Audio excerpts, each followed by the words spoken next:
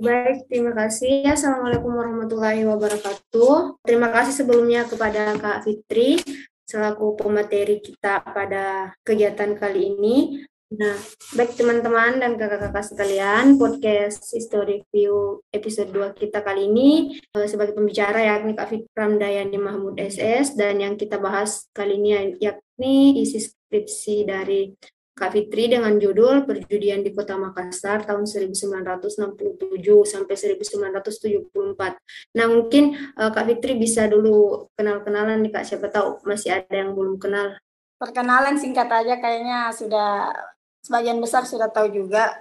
Nama saya Fitri Ramdayani Mahmud. Kalau di humanis mungkin orang lebih akrab dengan Pito atau Kapito. Kemudian saya ini angkatan 2000.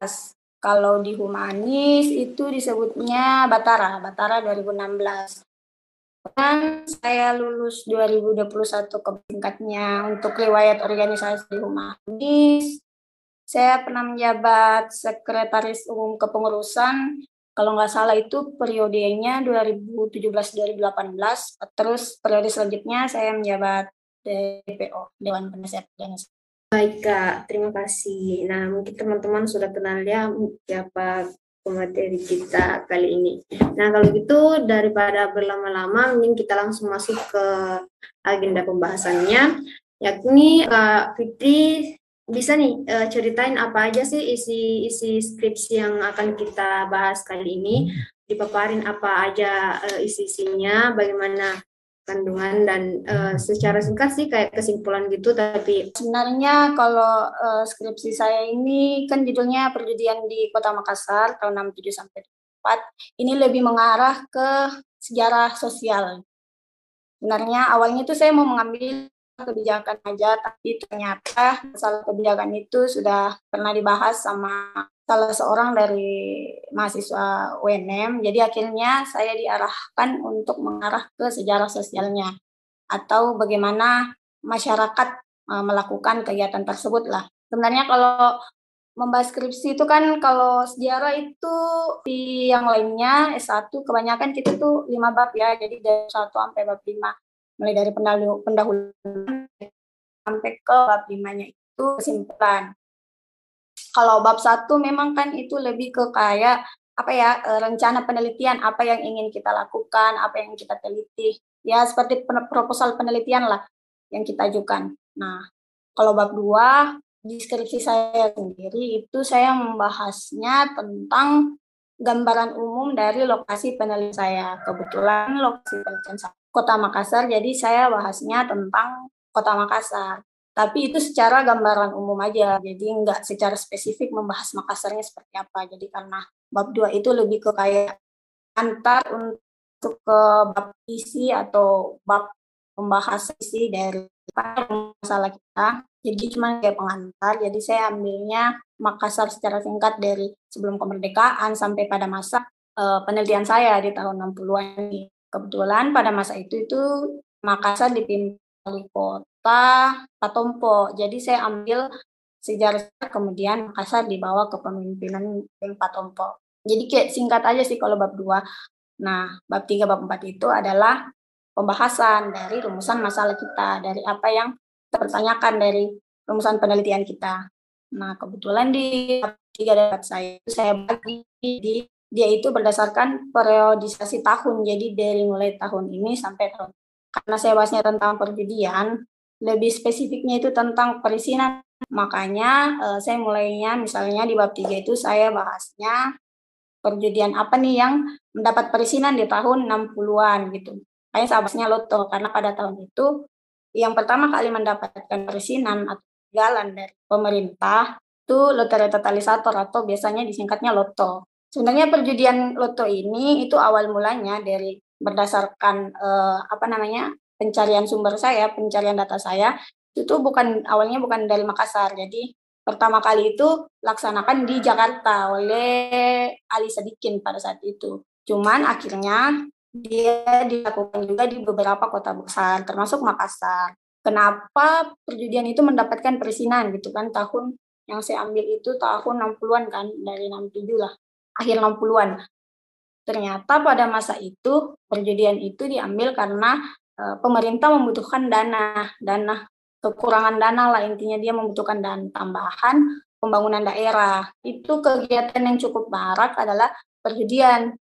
Karena sebelumnya perjudian itu merupakan kegiatan yang kriminal ya, maksudnya kegiatan yang tidak mendapatkan perizinan atau bukan kegiatan yang biasa dilakukan, tetapi marak. Jadi akhirnya mungkin itu yang menjadi salah satu alasan kenapa perjudian dipilih untuk menjadi salah satu kegiatan atau menjadi satu kegiatan yang digunakan untuk menambah dana gitu. Bahasanya itu dana inkonvensional atau dana di luar daripada dana yang dimiliki oleh pemerintah.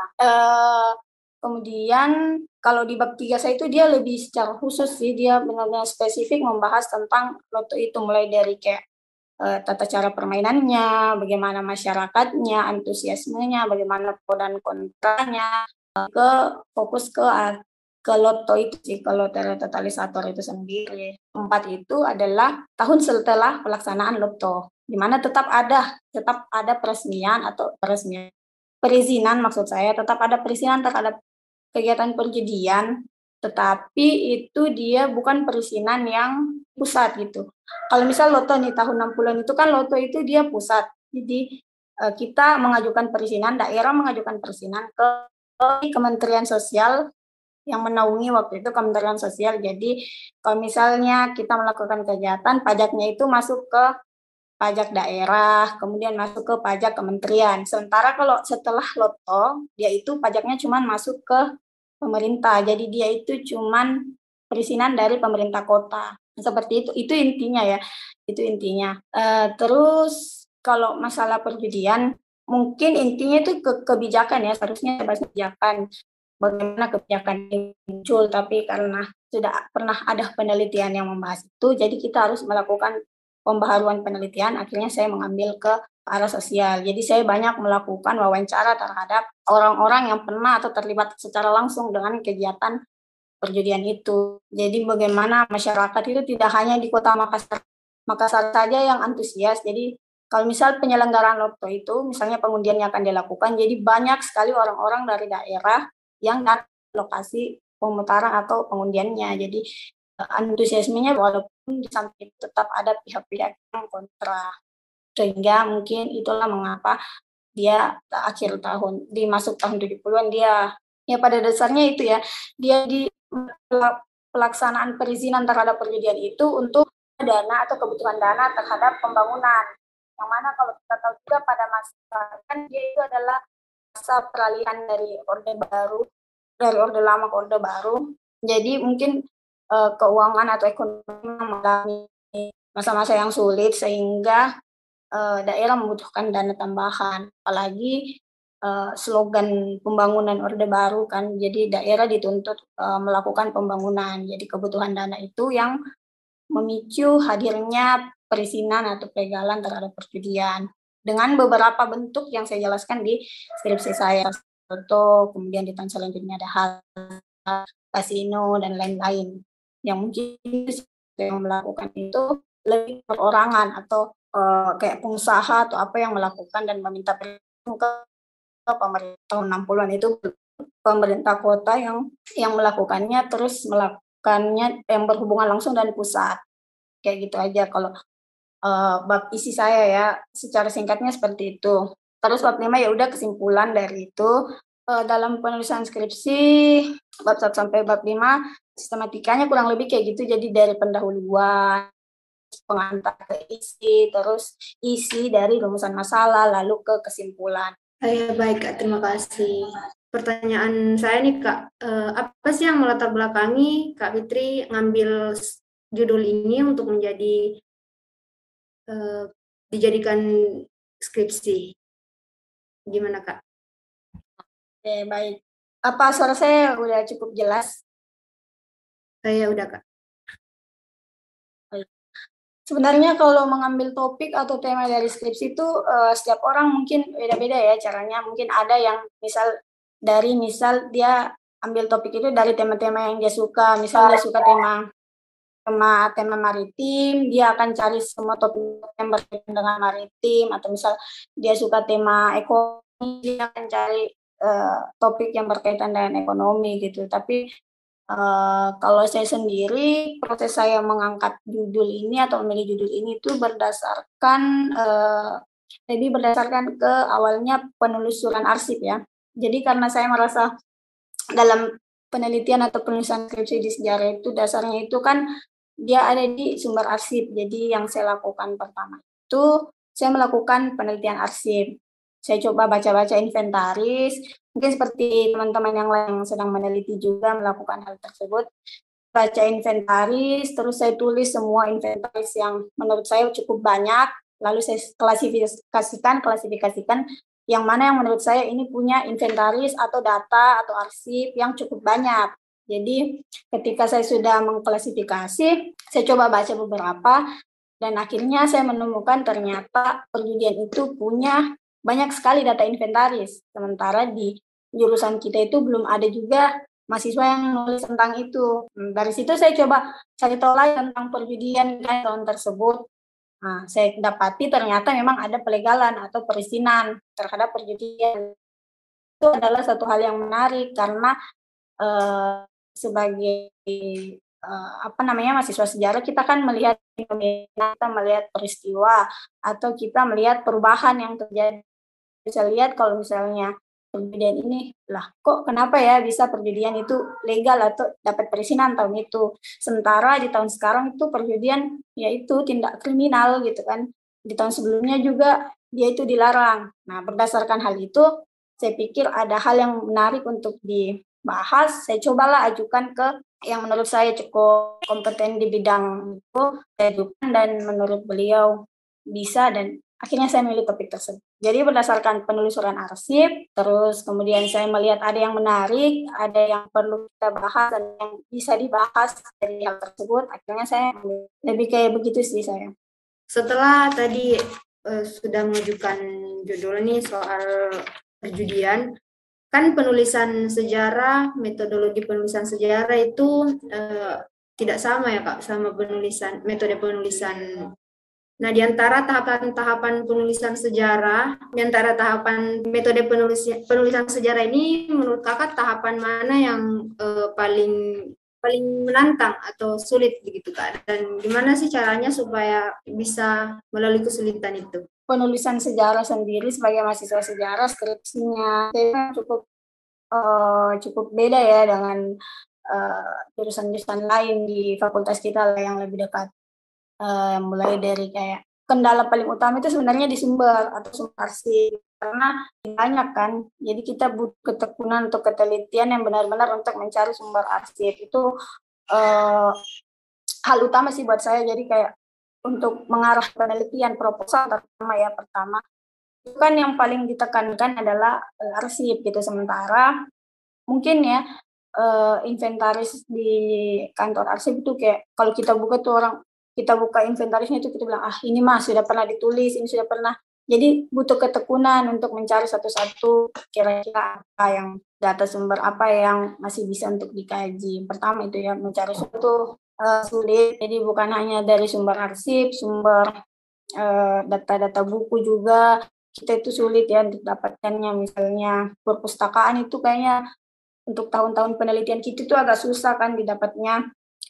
Koran apalagi, pokoknya sumber-sumber kita itu agak susah didapatnya, butuh perjuangan yang lebih atau butuh tenaga yang lebih ekstra. Selain itu juga karena saya itu pembahasannya selalu, jadi yang cukup rumit itu adalah proses pencarian sumbernya dari wawancara. Kenapa wawancara? Karena pembahasan atau topik saya itu dia itu kan pembahasannya cukup sensitif. Jadi kalau misal kita melakukan wawancara, even orang itu tahu tentang peristiwanya, dia terlibat di dalam peristiwa itu atau pernah melakukan peristiwa tersebut ya tentang perjudian, tapi mereka tidak banyak yang mau bicara karena merasa bahwa ini adalah sesuatu hal yang sensitif. Perjuangan untuk mencari sumber itu betul-betul memakan waktu gitu. Jadi kalau kita mau mendapatkan penulisan atau penelitian yang baik, ya kita harus lakukan proses penelitian atau pencarian sumber dengan betul-betul tekun dan disiplin aja.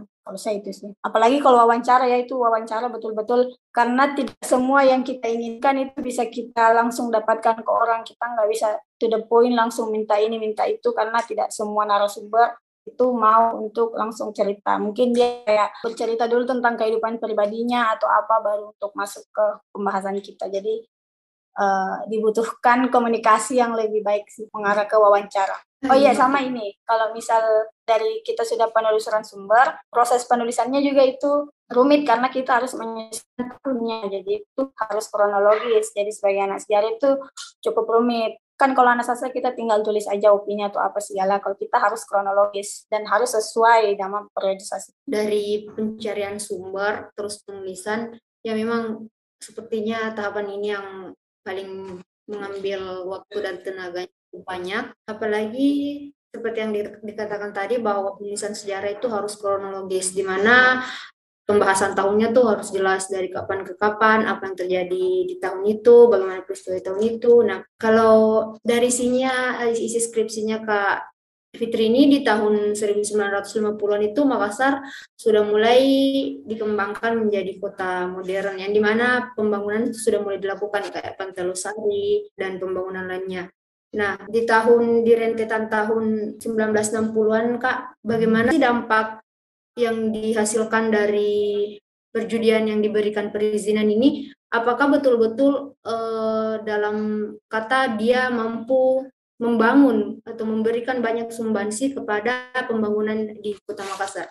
Atau kira-kiranya hanya cuma beberapa persen gitu Kak? Jadi sebenarnya kalau dari apa yang saya dapatkan dari proses wawancara saya yang panjang itu, betul-betul menurut masyarakat kegiatan itu betul-betul cukup satu sisi karena mungkin sebelumnya judi itu kegiatan yang sering dilakukan di masyarakat sebenarnya, cuman karena tidak mendapat perizinan, yang dilakukan cuman sekedar sembunyi-sembunyi. Terlebih karena doktrin dari pemerintah bahwa kita melakukan kebijakan ini untuk membangun daerah kita. Jadi betul-betul ketika saya tanyakan kepada masyarakat, mereka itu menjawab hal yang sama. Kita ikut bermain untuk membangun Kota Makassar gitu. Jadi semua orang yang saya tanya jawabannya sama. Berarti betul-betul doktrin yang diberikan pemerintah pada saat itu tentang pembangunan masuk atau meresap ke masyarakat, sehingga masyarakat juga menjadikan itu sebagai alasan. Walaupun mungkin secara sosial atau secara masyarakat itu mereka bermain karena mencari keuntungan pribadi, tetapi karena doktrin yang masuk itu tentang kebutuhan pembangunan, jadi mereka bahasnya seperti. Dari sisi pajak yang saya dapatkan juga, penghasilan dari itu lumayan besar. Sebagai dana inkonvensional itu cukup membantu Makassar. Bahkan ketika saya melakukan wawancara, banyak masyarakat yang mengatakan kalau dulu itu ini dibangun karena dana perizinan dari perjudian. Jadi jalanan diperbaiki dan sebagainya. Nah, sebenarnya sih tidak bisa dipungkiri bagaimana kita memilih bahwa ini kegiatan perjudian merupakan kegiatan yang baik atau justru tidak, karena kalau dilihat pasti memberikan dampak terhadap kedua belah pihak masing-masing. Terus apalagi perjudian itu berkembang sesuai perkembangan masyarakat juga ya Kak, ikut berkembang gitu. Yang awalnya cuma dari hal-hal yang kecil, terus bahkan sampai sekarang perjudian itu sudah bisa virtual ya. Gimana ya tanggapan Kakak soal perkembangan perjudian ini? Mungkin bisa dibahas sedikit Kak, bagaimana dari pada saat itu yang dapat perizinan, terus berkembang pasca Loto itu ada beberapa lagi kayak kasino yang jadi tempat perjudian, dan di dalam kasino ini, dalam tempat perjudian ini banyak lagi bentuk-bentuk perjudian yang dilakukan. Nah, gimana sih menurutnya Kakak perkembangannya? Sebenarnya kalau perkembangan perjudian betul-betul sesuai yang saya bilang di deskripsi saya, perkembangan zaman. Sebenarnya kalau kita mengarah ke inti atau penjelasan dari perjudian itu sendiri atau judi itu sendiri, kan intinya itu dia tentang undian atau proses tebak-menebak atau proses ya mengundi lah. Apapun kalau misalnya kita mau mengarah ke pengertiannya itu, apapun yang kita prosesnya seperti pengundian itu bisa dikaitkan atau dikaitkan katakan sebagai. Cuman karena menurut saya pribadi, karena kita negara berbasis agamis, jadi hal-hal yang kayak begitu lebih sering dikaitkan dengan masalah agama. Padahal kalau misal kita melihat dampak positifnya, sebenarnya kegiatan perjudian itu bisa memberikan keuntungan di sisi ekonomi yang lebih tinggi, bukan hanya untuk pribadi, tetapi untuk kalau misal dia dilaksanakan di negara itu, untuk negara itu keuntungannya kegiatan perjudian dengan bebas itu memiliki keuntungan ekonomi yang cukup besar dari kegiatan yang seperti itu. Cuman menurut saya belum siap dengan hal yang seperti itu. Kita memang negara yang berbasis masih sangat amat berbasis dengan agama, segala hal itu kita kaitkan dengan agama, makanya di suatu hal yang konteks negatif, sisi positifnya itu bisa menghasilkan keuntungan ekonomi yang luar biasa. Bahkan sebelumnya beberapa tahun yang lalu kayaknya sempat ada pembahasan dari beberapa pejabat mengenai ingin mengadakan atau melegalkan perjudian kembali, tetapi ya respon masyarakat kita mungkin masih belum sampai ke situ. Betul sekali Kak, apalagi yang dengan kata lain orang-orang yang agamis tidak akan pro terhadap kegiatan ini. Dari yang isi skripsinya juga dapat dilihat bahwa ternyata jumlah hasil-hasil pajak dari Loto itu nominal pajaknya lumayan besar dan bisa menunjang keuangan pemerintahan kota. Nah, dari beberapa itu kan kayak dibangun gedung-gedung SD, diperbaiki jalanan, ada lampu jalanan atau dulunya penerangan jalanan.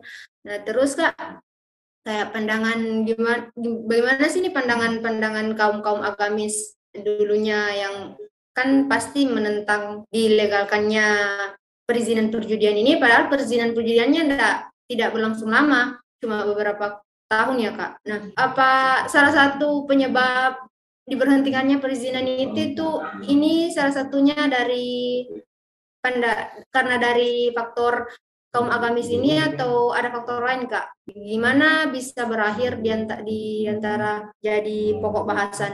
Oke, baik. Mungkin kalau misal tentang Loto sendiri, ya salah satunya mungkin itu karena kalau misalnya saya menggunakan secara data yang saya temukan atau arsip yang saya temukan, itu berakhir itu belum ada data tertentu atau surat tertentu yang menjelaskan kenapa hal tersebut berakhir. Jadi kayak tidak ada data secara khusus yang membahas atau SK secara khusus yang memutuskan tentang selesainya atau berhentinya pelaksanaan atau penyelenggaraan Loto. Tetapi pasca tahun 69 atau tahun berapa itu sudah tidak ada lagi data yang membahas tentang Loto, makanya menyimpulkan hal tersebut sudah berhenti. Nah, saya lanjutkan dengan proses wawancara. Nah, masyarakat itu mengatakan bahwa kelompok agamis menganggap ini secara data wawancara ya, bahwa menganggap melanggar atau ketentuan atau syariat dari agama tertentu, serta sempat terjadi beberapa kali penyerangan di di tempat penyelenggaraan perjudian tersebut atau penyelenggaraan pengundian loto tersebut. Jadi ada beberapa narasumber yang mengatakan bahwa sempat terjadi beberapa penyerangan terhadap kegiatan tersebut. Jadi kalau untuk secara data memang saya di skripsi saya itu kita belum menemukan data, saya belum menemukan data yang secara pasti mengatakan bahwa ini berhenti karena apa. Tetapi salah satunya mengatakan adanya kontra dari pihak masyarakat yang menyebut dirinya sebagai agama agamis. Karena antara pro dan kontra soal perjudian ini, nah mungkin Kakak bisa paparkan sedikit bentuk-bentuk perjudiannya itu kayak apa saja sih Kak? Kayak apa itu? Baik itu bentuk perjudian setelah Loto, kan ada beberapa lagi bentuk perjudian yang diizinkan dan lokasi-lokasinya yang ditempati dalam perjudian ini kan salah satunya itu di pemutaran Loto ini yang berlokasi di Jalan Lembah samping Yayasan Amal Sejahtera, dulunya menjadi bioskop Ratu ya Kak, gitu. Yang tempat pemutaran Loto. Nah, selain ini tempat-tempat di mana saja yang Kakak temukan jadi tempat perjudian Kak? Kalau tentang Loto, memang pusat pengundiannya itu di Jalan Lembe, itu di sekitaran jalan dia itu di kompleks kayak sekitaran Pecinan, di daerah Pecinan di Jalan Sulawesi. Itu memang tempat pengundiannya untuk loto. Tetapi penjualan tiketnya itu kan menyebar ya, jadi banyak masyarakat yang menjual, bukan masyarakat sih, dia kayak toko-toko ada di jalan apa namanya, di samping zona kafe itu ada juga di situ tempat yang dahulunya menjual bonnya. Terus di sekitaran lokasinya itu di sekitaran pinggir pantai itu banyak ya, di sekitaran pinggir pantai Jalan Sulawesi, Veteran itu banyak lokasi-lokasi penjualannya, tapi pemutarannya memang utamanya atau itu di Jalan Lembe. Nah, kalau setelah itu ada yang disebut kasino. Itu tuh sebenarnya kalau kalian atau teman-teman pernah nonton yang di film-film yang kayak dalam ruangan terus banyak permainannya, nah itu yang disebut. Cuman mungkin kalau masa itu dia lebih kecil, jadi permainannya tidak sebanyak yang sekarang. Atau yang judi online itu ya permainannya kurang lebih seperti itu. Apa ya namanya? Roulette dan lain-lain. Permainannya kayak begitu. Jadi dia itu kalau di pasca loto itu dia kelasnya lebih kelas menengah ke atas. Jadi kalau loto itu kan judi yang dimainkan oleh masyarakat kelas bawah. Jadi dia itu di apa ya, masyarakat kelas bawah yang mainkan. Kalau misalnya kasino itu lebih ke masyarakat yang kelas atas karena dia itu salah satu lokasinya itu di Hotel Losari Beach, nama hotelnya Losari Beach di pinggir pantai. Itu salah satu tempat dulunya ada kasino. Nah, salah satu narasumber saya namanya Pak Arwan Cahyadi, pemilik hotel tersebut. Juga ada pelaksanaan kasino dan lain-lain itu di pulau-pulau. Jadi setelah loto itu memang penyelenggaranya lebih ke pribadi yang langsung berhubungan sama pemerintah kota. Jadi banyak di pengusaha-pengusaha yang melakukan atau membuka permainan atau judi kasino. Jadi kalau kasino itu dia lebih modern, yang lebih kita sering lihat lah di film-film atau di judi online yang banyak cewek-ceweknya itu. Ya, dia lebih ke kayak begitu. Kalau hazard itu bentuknya kurang lebih hampir sama dengan loto, dia bentuknya undian juga. Dan kalau berdasarkan yang saya temukan di tahun 70-an itu sering diadakan festival undian atau festival kayak yang malam, tapi dia kan bentuknya kayak permain judi-judi kecil lah yang dimainkan. Nah, itu untuk masyarakat kelas bawah. Dia itu kayak festival-festival malam untuk kegiatan perjudian-perjudian kecil yang kayak biasa dimainkan di pasar-pasar malam. Oh iya Kak, jadi bentuk-bentuk beda-beda bentuk tata cara permainan perjudian ini. Terus perjudian loto atau lotre totalisator itu yang perjudian yang bersifat undian ya Kak. Itu maksudnya kayak ditebak-tebak gitu supaya Iya, nomor. undian, iya. Terus ada dibeli kuponnya juga. Di antara semua bentuk-bentuk perjudian ini Kak, dari loto, perjudian kasino, hazard, erek-erek. Ini yang mana sih perjudian yang paling terbilang lama atau yang paling berkembang gitu lah Kak? Antara salahnya yang sebenarnya yang mendapatkan atau memberikan dampak secara langsung itu lebih ke kayak yang dilakukan oleh masyarakat kelas bawah ya, atau kelas menengah ke bawah ya, seperti loto atau hazard. Karena dia itu dimainkan secara umum dan keuntungannya itu langsung ke pemerintah. Adapun keuntungan untuk penyelenggaranya itu persenannya nggak sebanyak kalau yang dilakukan sama seperti kasino, karena itu kan yang dia lebih ke kayak pribadi kan ya, jadi lebih keuntungannya lebih besar ke pribadi.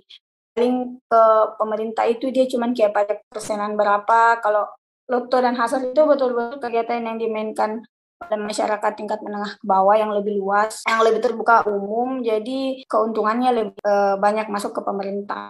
gimana sih Kak, misalnya ada yang tertarik untuk menulis soal perjudian, baik itu mungkin tidak di Kota Makassar, misalnya di kota-kota lain, mungkin Kak Fitri bisa kasih pandangan kira-kira apakah tema ini memang menarik untuk dikaji. Sebenarnya kalau tentang tema perjudian itu, apalagi tentang pelegalan, Setelah tahun saya itu masih ada lagi perjudian yang dilegalkan dan cukup besar dan cukup dikenal masyarakat juga. Itu di tahun 90-an kalau nggak salah, dia namanya SDSB dan apa ya satunya Porkas. Nah itu juga satu kegiatan yang cukup terkenal dan besar di masyarakat. Kalau misal ada yang tertarik tentang perjudian dan mau membahas yang lain, bisa mengambil tahun setelah penelitian saya. Walaupun misal ada yang ingin membahas di tahun saya, itu kita bisa lihat dari sisi lainnya lagi. Kan seperti saya, ada penelitian sebelum saya yang mengambil kebijakannya, makanya saya ambil ke arah sosialnya, atau lebih ke banyak wawancara masyarakatnya.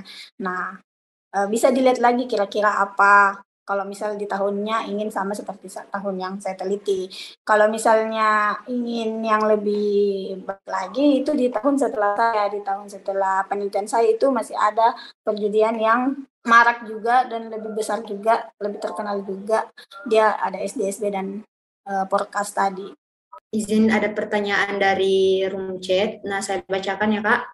Pendekatan apa saja yang Kak Fitri gunakan sebagai kacamata selain metode sejarah untuk melihat fenomena perjudian sebagai subjek sejarah? Jadi maksudnya itu pandangan Kakak sebagai pengamat atau kacamata selain metode sejarah yang disebutkan tadi, yang beberapa tahapan, gimana sih caranya untuk melihat fenomena lain yang terjadi di perjudian ini, Kak? Yang menjadi sumber. Kalau penelitian saya seperti saya bilang sejarah sosial, jadi ini berkaitan dengan ilmu lain atau ilmu di luar sejarah kan. Kan kita memang ada jurusan yang selalu berkaitan dengan ilmu sosial lainnya, misal antropologi atau sosiologi atau lain sebagainya. Nah prosesnya itu, pendekatan yang saya lakukan itu ya dengan tadi salah satu caranya itu wawancara. Saya melihat dari kedua sisi. Misal di awalnya saya lihat pandangan dari masyarakat kelas bawah atau kelas menengah ke bawah dan masyarakat kelas atas sebagai orang-orang yang melaksanakan perjudian. Jadi mungkin saya nggak tahu secara spesifiknya itu bisa masuk ke ilmu sosial apa.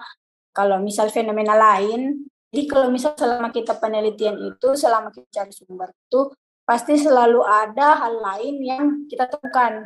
Misal penelitian saya, misal wawancara ke siapa di tahun segini, pasti orang itu akan membahas hal lain, maksudnya fenomena lain yang terjadi di sekitar tahun itu.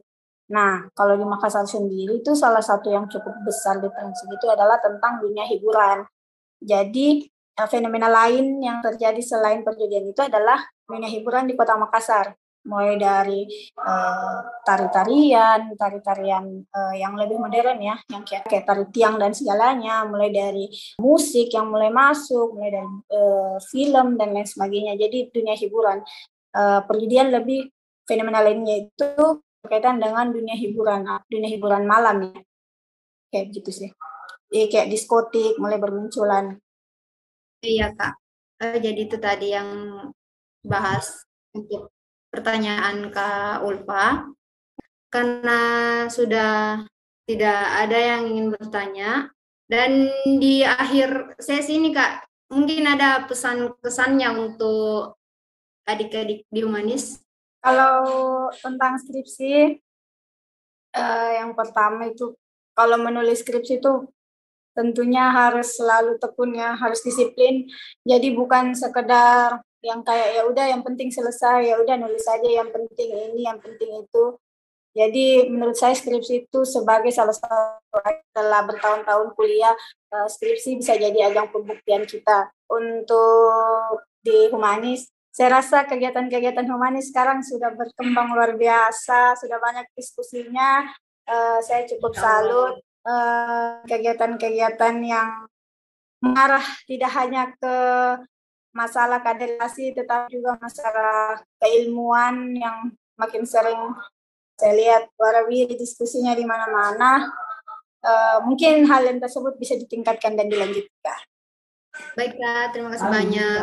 Nah, terima kasih atas kesempatannya Kak Fitri bergabung, sudah mau membagi ilmu yang luar biasa menarik. Untuk para partisipan, terima kasih juga karena sudah mau bertahan dari awal kegiatan sampai akhir. Mari berjumpa di podcast episode selanjutnya.